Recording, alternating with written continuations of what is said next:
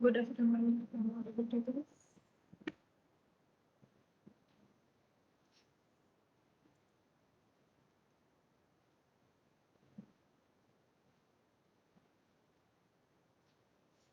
Am I audible?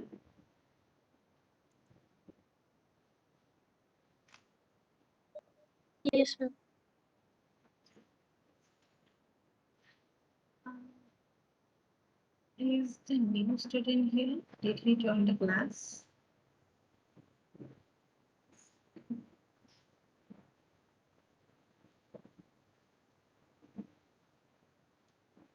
So, yes, sir, you just help him if he is just confused about uploading documents and all.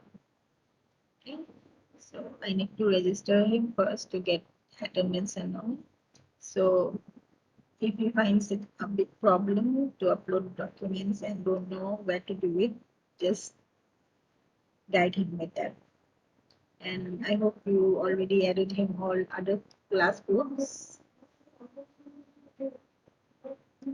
Yes, ma'am. Okay, the homework part, most of you guys have done it correctly.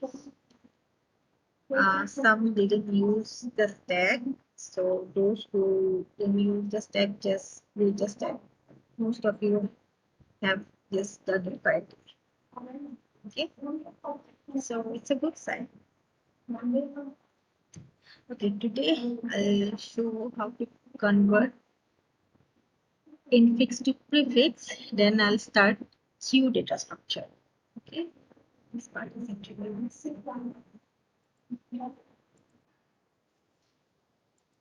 So postfix already done. Now how to convert infix to prefix using stack. Okay, so forget about all these algorithms. Means I'll just give you guys the algorithm part. So what we need to do, I'll give you a simple steps. Okay. First, you just need to reverse the infix expression. Okay, whatever it is, you just reverse it. Means write it backward.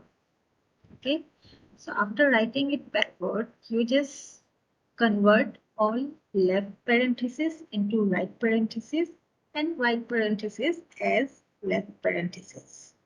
Okay, then after that, you again convert those altered brackets in left and right. Okay, after that, you convert the whole expression into postfix form. Then you reverse the expression. Okay, postfix form, you guys already did it. You are clear about that. Okay, so in case of prefix, you need to inverse the whole string. That means you have to write like E into D minus C and all. Okay, after inverting the expression, you also change these brackets. Okay, let's see the example. It will be easy. So for example, this is A into B plus C into D. And you need to find the prefix. Okay. So what you need to do, first reverse it. Reverse it means reverse everything. Write D first, then just write whole expression in opposite way, reverse direction. D into C plus B into A. At the same time, you also reverse the direction of the parentheses. Just make right as left, left as right. So this one will look like open bracket, something like this. Okay. After that, you have to reverse the parentheses again. Okay. So whatever all these reverse parentheses, you make it left and right again. Okay, make left one as right, right one as left. Okay, now you have this expression. Okay, now you convert this expression into postfix. How you do it? It's same process. First operand, do nothing. Second D, it will come at the postfix. Next you have multiplication sign. So operator you will insert into the stack. Right? D remains same. Next is your C. So right at here, next is the right parenthesis. So you will pop out everything inside the stack. So we had multiplication sign and you will pop out to the right into the postfix. Okay. Next you have plus. So operator onto the stack again. Then you have again left parenthesis. Now you add to the stack again. Next you have P right under postfix. Next you have multiplication sign. So push onto the stack. Next you have A right here. Next you have right parenthesis. So you will pop out everything. Now how will you pop out? You will pop out one by one by first multiplication sign will be pop out and in the end plus sign will be pop out. Okay. So after that, this is the result. Now you reverse the result again. Okay. The reverse is just your prefix notation. What is the reverse one? Plus into A, B, star, C and D. This is the prefix. Okay, got it? First, whatever is the infix notation, reverse the infix. Okay, writing in reverse direction. Then you reverse the parenthesis. Then you convert that expression into postfix. And then you reverse the postfix notation and you will get the prefix.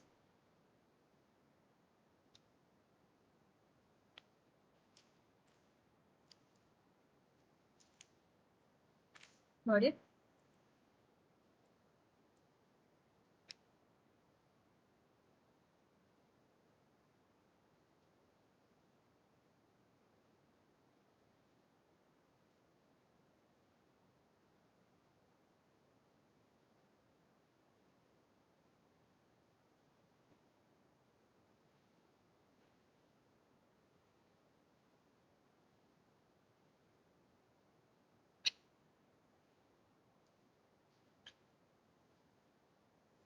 You might get different algorithms for doing that, but I'm just giving you the simplest way to do that.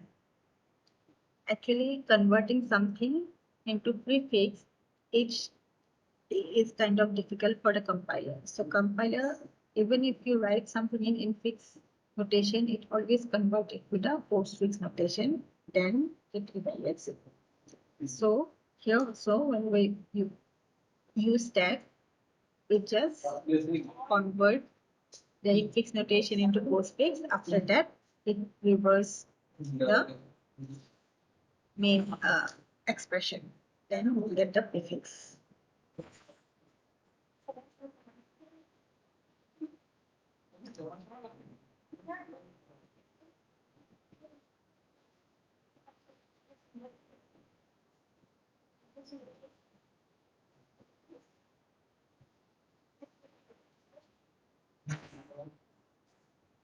Okay, do you want me to repeat again?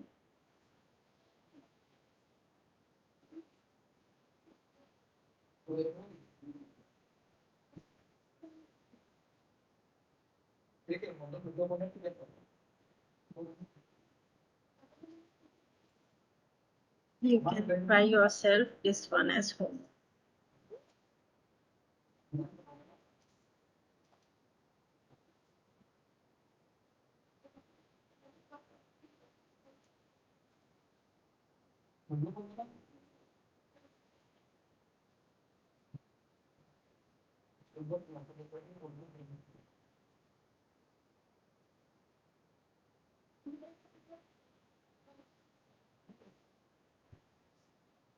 Okay, this one you do that. It's a whole. Find the prefix.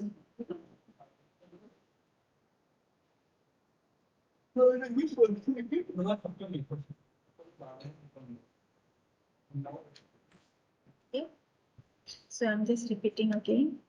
To convert infix to prefix, I'm giving you the simplest step. Okay, in other places you might get a different way. Okay, so the simple way to do is what? reverse the infix, reverse parenthesis, convert it into postfix, then reverse the result. And it's done. Okay, so sometimes in competitive exams, what happens? They give prefix notation and postfix notation. Then you need to find the infix notation. Okay, and sometimes in exam it also comes like prefix and infix is given, and you need to find the postfix. Okay.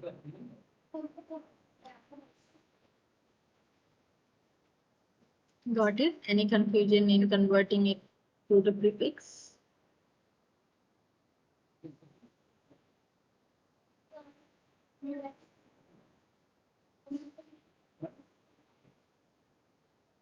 Okay. Let's see. Infix, reverse the infix, reverse parenthesis, convert to postfix, then reverse the result.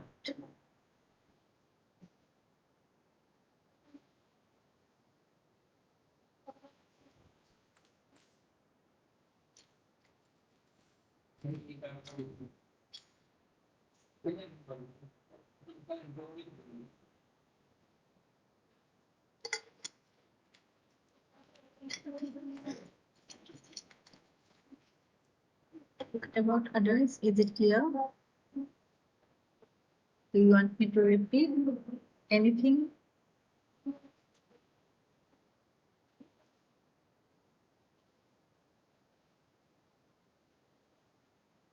See, this part is all about practice. The more you will do practice, it will be clear to you guys.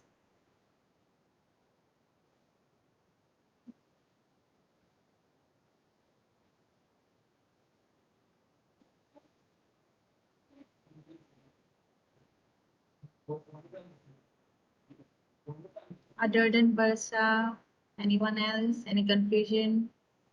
If no, I'll just proceed with the cue. Clear. Okay. So stack part is complete here. So we have learned what is stack, what are the applications of stack, how we can use stack in evaluating expressions, like mathematical expressions. We know the notations, infix, prefix, and postfix. The stack part and this expression evaluation part is very important for any competitive exam. Remember that. Okay. So now we will move to the next data structure, which is queue.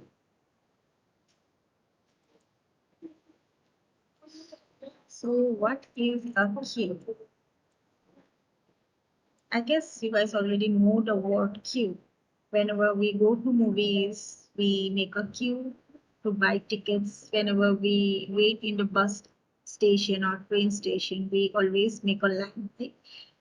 In movies counter or any other counters, what happens? The person who goes first is the person who get the ticket first, right? And the person who goes last is the last person to get the ticket. So it's just same practical concept. Okay, so queue data structure is basically used to implement our real life example.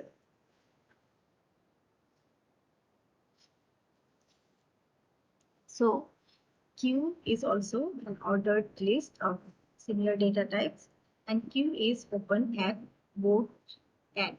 Instead, only one end was open, right? You can add or delete item from top only or one end only. But in case of queue, both ends are open. So insertion or adding an item can be performed at one end, which is called rear, and the delete operation can be performed at the front end. Okay, so queue follows the first in, first out concept.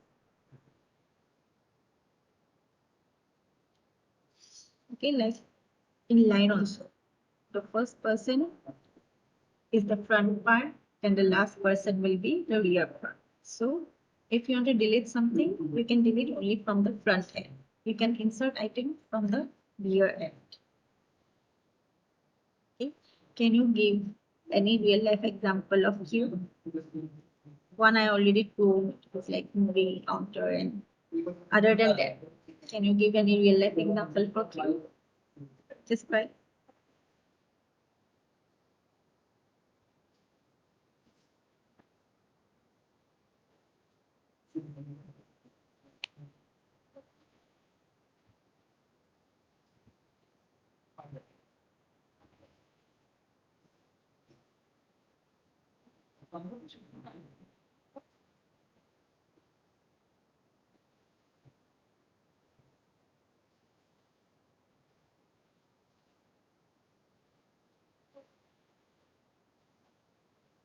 Standing in the assembly hall during okay. prayer. Then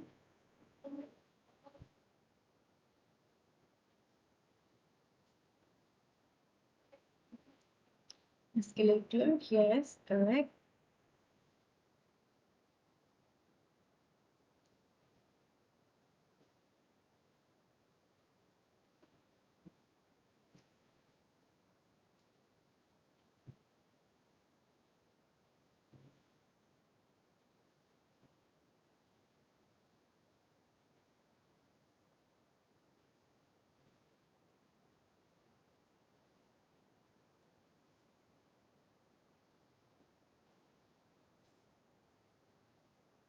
Other than that,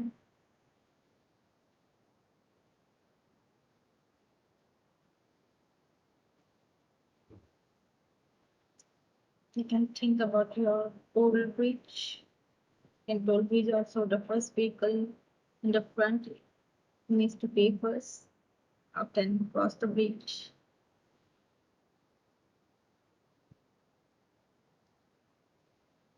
Right? So queue is just like our normal line, okay? And it's an ordered place, and you can perform insert and delete operation in both the ends. So you will see the application of queue mainly in our CPU scheduling tasks. In computers, most of the tasks are has some priorities. Means some tasks need to be performed first, then the second task need to be done. So CPU scheduling, disk scheduling, and any other pipelines and file input output, those synchronous process are used for using queue. Okay, then handling interrupts in real life system is also implemented with the help of queue, or in call center phone also they serves person who calls first. So you can think it as a queue of people who is just waiting in the line.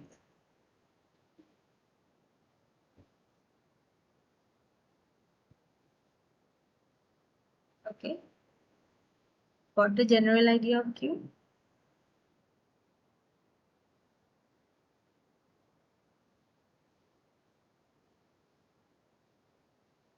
You can also think about your MP3 players or your CD players. It always follow an ordered list, right? The first song will come, then second song will come, then third song will come, like that. Yeah, it's another thing that you can shuffle the order, but here you cannot exactly shuffle it.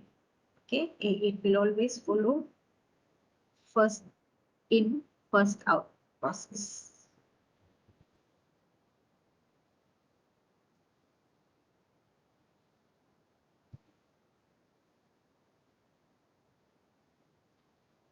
Okay, like if you also see a printer or any scanner is shared in different offices and everyone can access that printer, so whoever will command to print option, that one will be served first, then doesn't matter who serves when.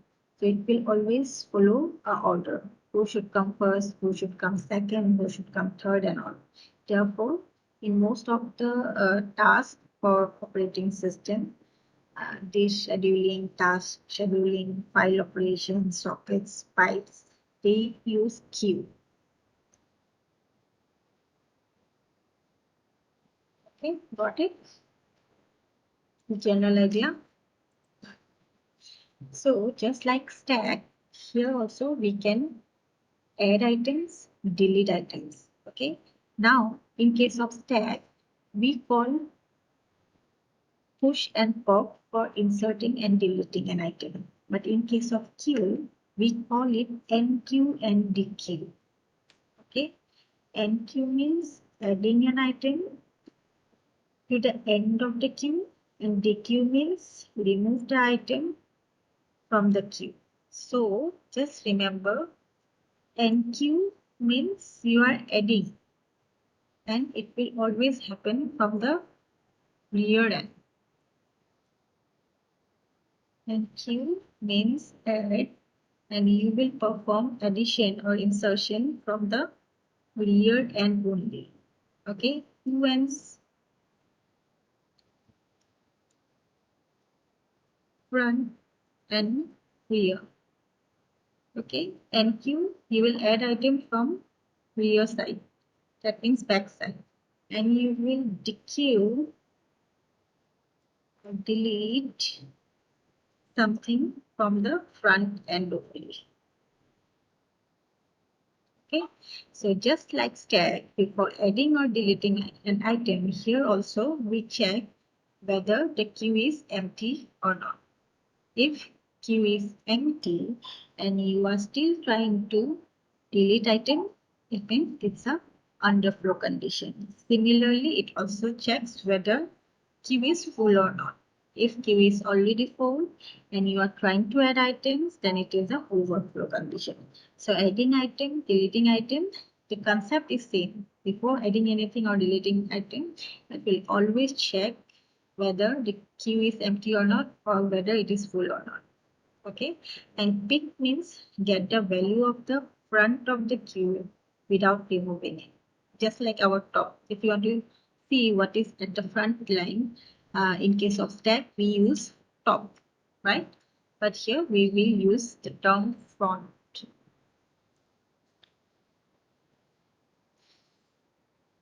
Okay, got it? So for enqueuing operation, you can also think it as like, first you will always check whether queue is full or not.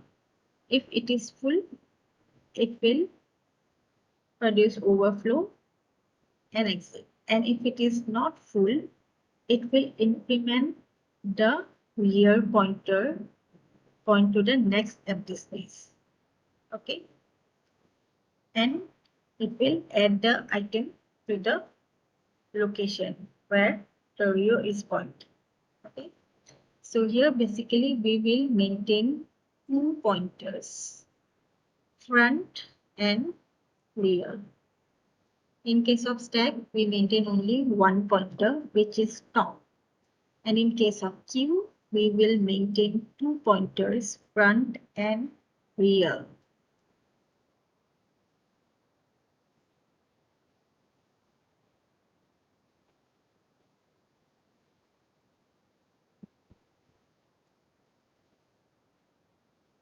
You get the idea? And in case of dequeue operations, we will again check whether it is empty or not. If it is empty, it will produce underflow condition. If it is not, it will access the data where front is pointing and increment the front pointer to point the next available data. Okay, if you want to delete something, it will check what is the item at the front, because delete operation will happen only from the front. Right? So you will check what is there in the front, then you will delete the item, then you will increment the front pointer. That means if initially pointer was here for front, after deleting you will increment it, means it will come from here.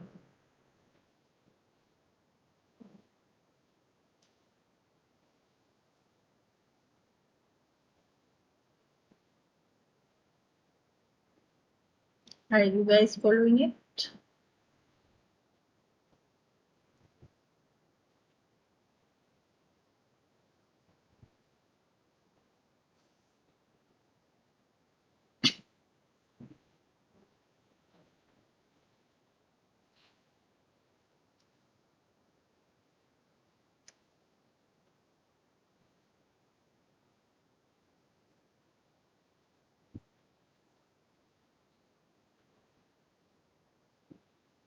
So here also we will maintain some indexes like 0, 1, 2, 3, and so on. We will always start the index from the rear end, because from the rear end only you are going to add items. Okay. So how does it work? I already explained. Just come to this part. Okay. So suppose this is an empty queue and you are going to index like 0, 1, 2, 3, 4. So we are going to maintain two pointers, front and rear. I have already mentioned. So when initializing the queue, we will set the value of front and rear to be -1. -1 means it's empty. Okay, but in program we always make it 0. Anyway, so theoretically we just make that front and rear is -1. That means it's a empty one, empty queue. So on enqueuing an element, we will increase the value of the rear index, because we can add item from the rear end and place the new item in the position pointed by the rear. Okay, and whenever we will dequeue an item, that means delete the item, we will return the value pointed by the front, and we will increase the front index. Okay, and just like that, before enqueuing and dequeuing, we will check whether it is full or empty. Okay. Enqueuing the first element, we set the value of front to be 0, and dequeuing the last element, we reset the value of front to and rear to -1. So if you come to this part, so we will maintain two pointers, whole thing is empty. So initially front and rear both will be at -1. Okay. Then you suppose enqueue the first item. So when you increase means add one item, you are going to increment the pointer rear. Okay. So initially both, after enqueuing the first item, both will be at the 0. Okay. Suppose next you are adding one more item. Okay. Second item you add. So it will come here. Okay.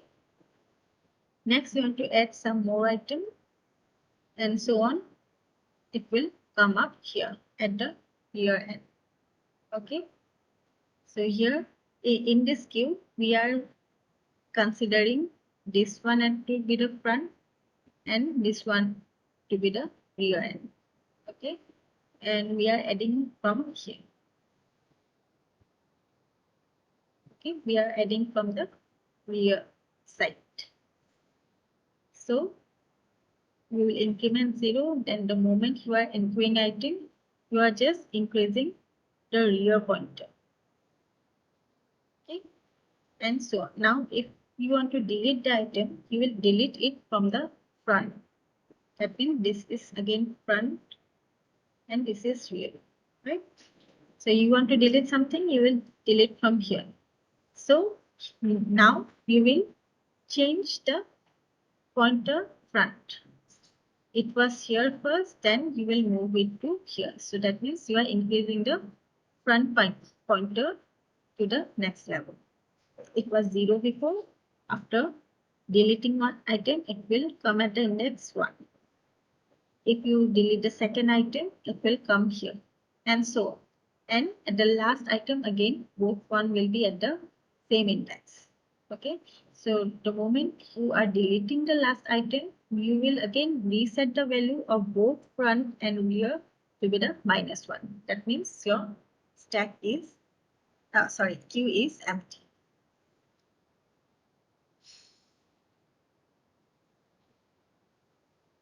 Is it clear?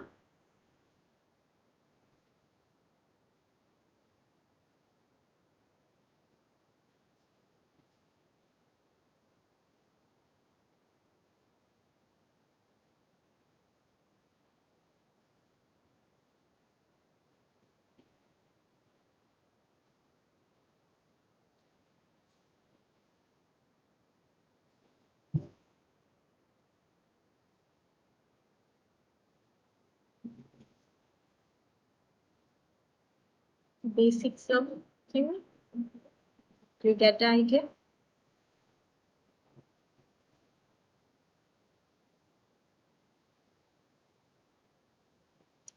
And how is it different from stack?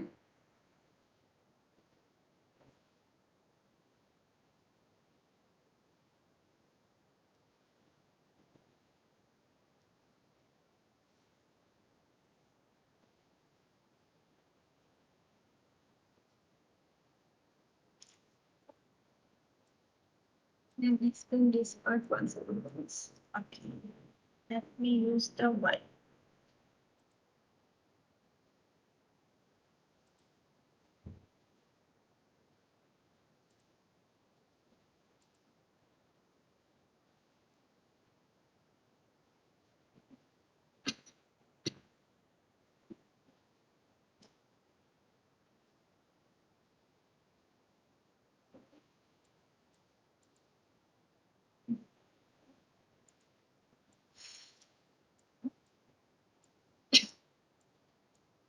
Can you guys see the whiteboard?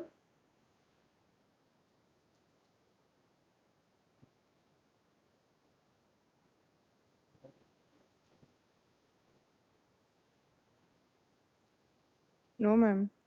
No.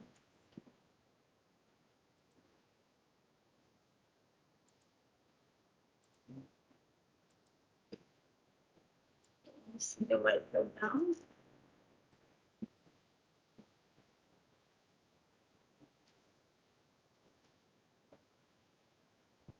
Can you see it now?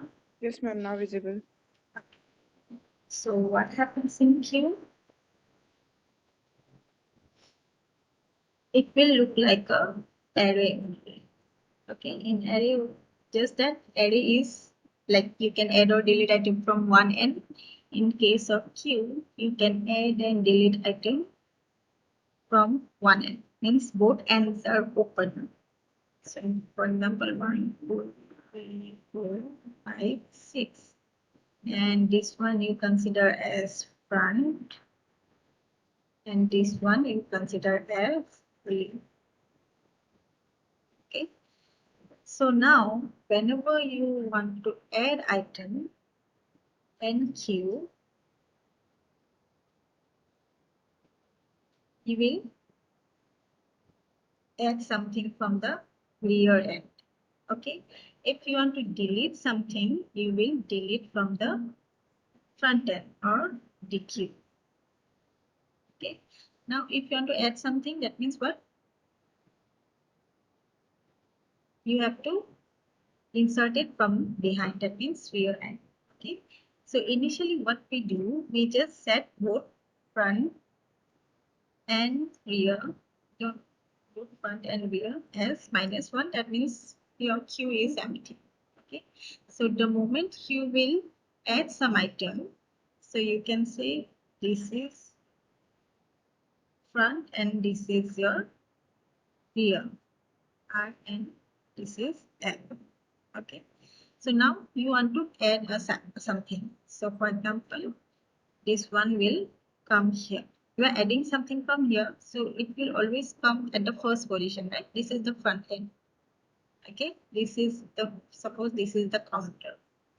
Okay, so adding an item, something will come to here. This is the front end. Okay, so rear will come here. Next, you want to add one more item. For example, 4.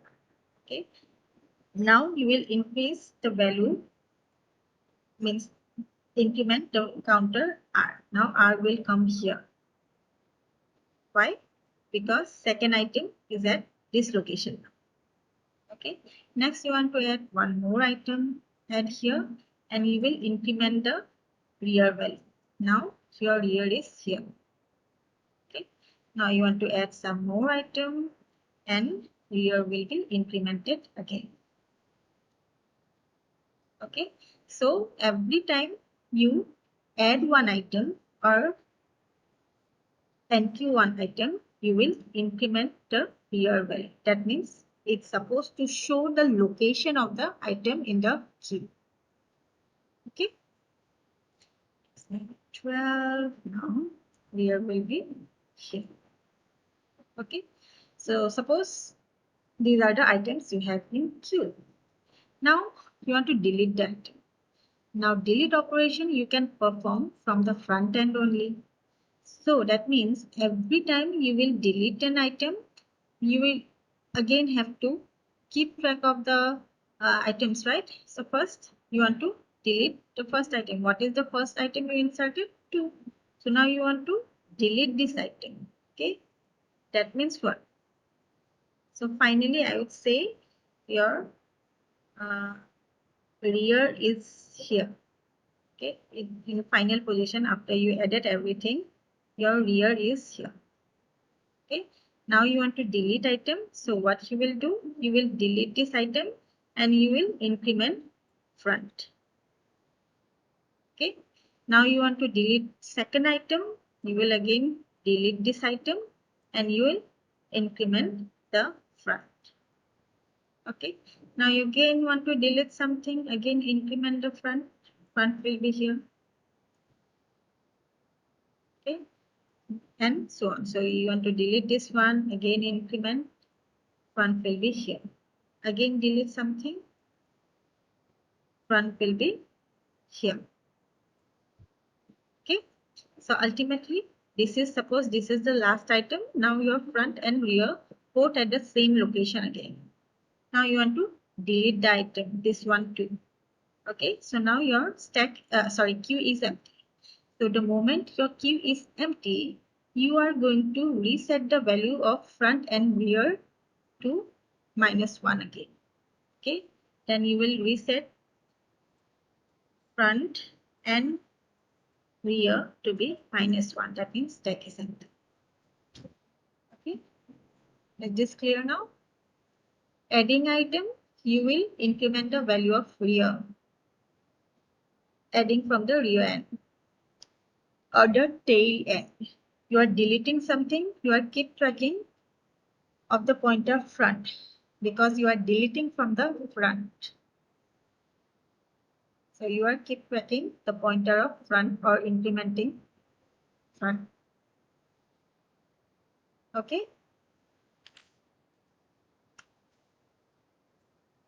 Is it clear?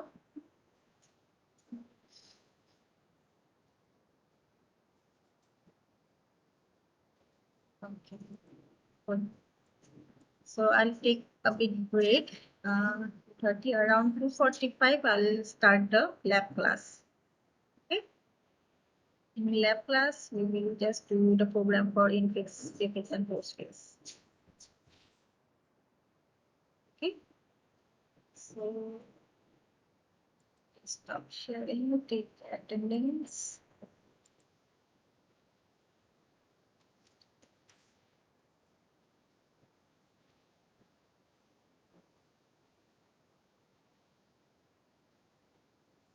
Is the concept clear? How you add and delete item in queue? Just remember it is both way. Two ends are open. You can perform insert in one end. You can delete the item from the other end. You cannot perform both operations from one end. Okay, instead there is only one end.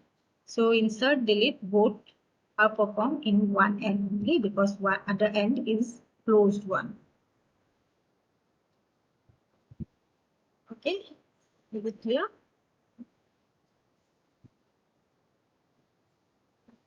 Don't worry, we will discuss again in next class. Okay, now stack was only of one type, but queue has many different types. This one is a normal queue, then we have circular queue, we have double-ended queue, and all. So we will see each of this type of queue. Okay, so I'm ending the meeting. See you in 2:45 for lab class. Okay. Thank you all.